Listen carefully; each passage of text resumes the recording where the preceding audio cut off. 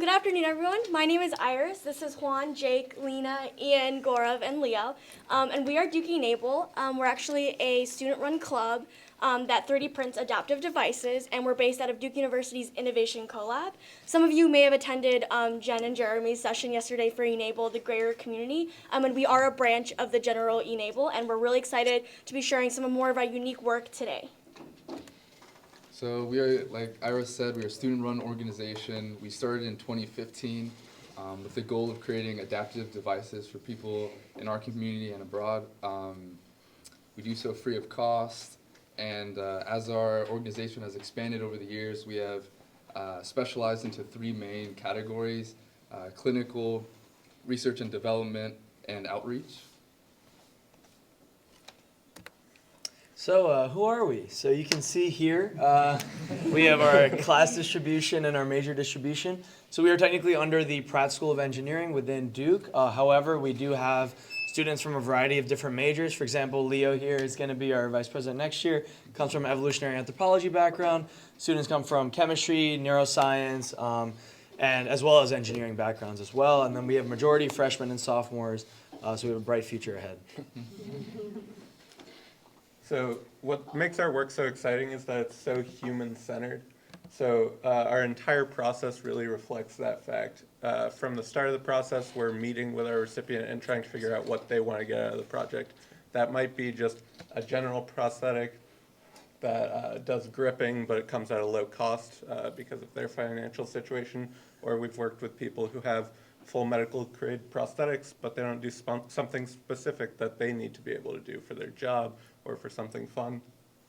So we start with that meeting, and we really just design and iterate on custom work that we can make for specific people until we have a design that we're satisfied with and that works for what they want to be able to do.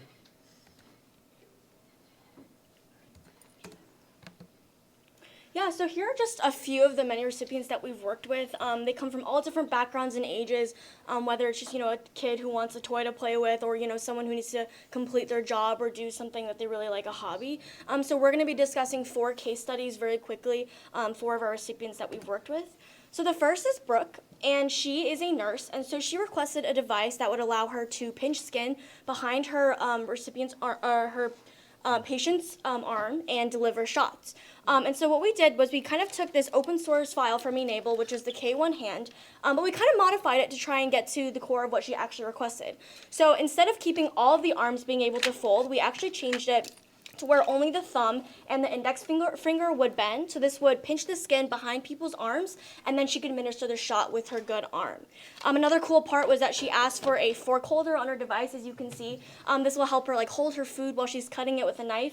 And so one of the greatest things at the end was we got this email from her basically saying that she cooked and cut her own steak by herself for the very first time. So we thought that was really, really cool to see.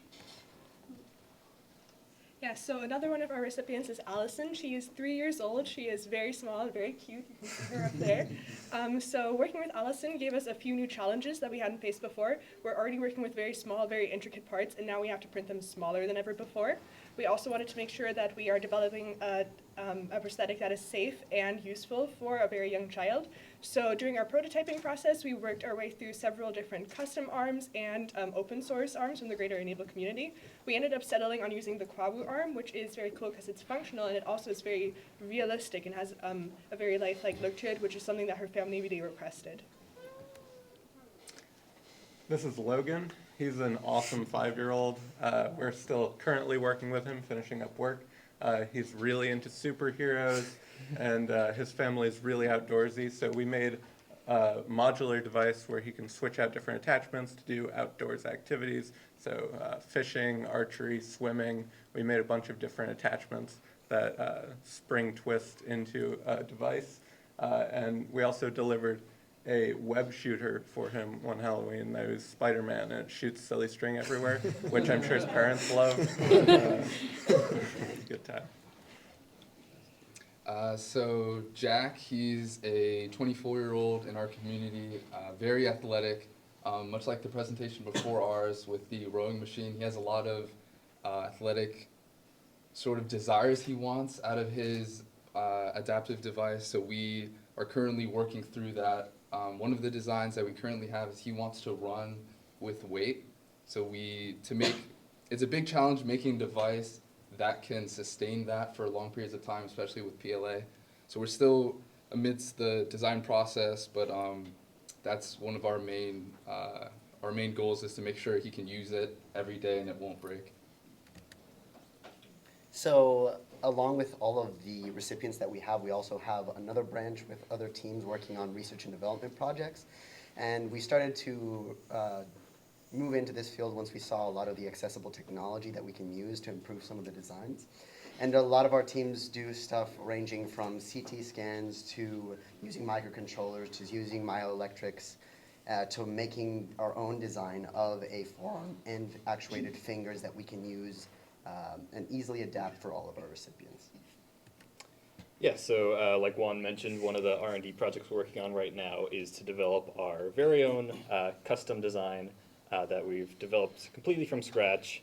You can see an early prototype standing on the table right here.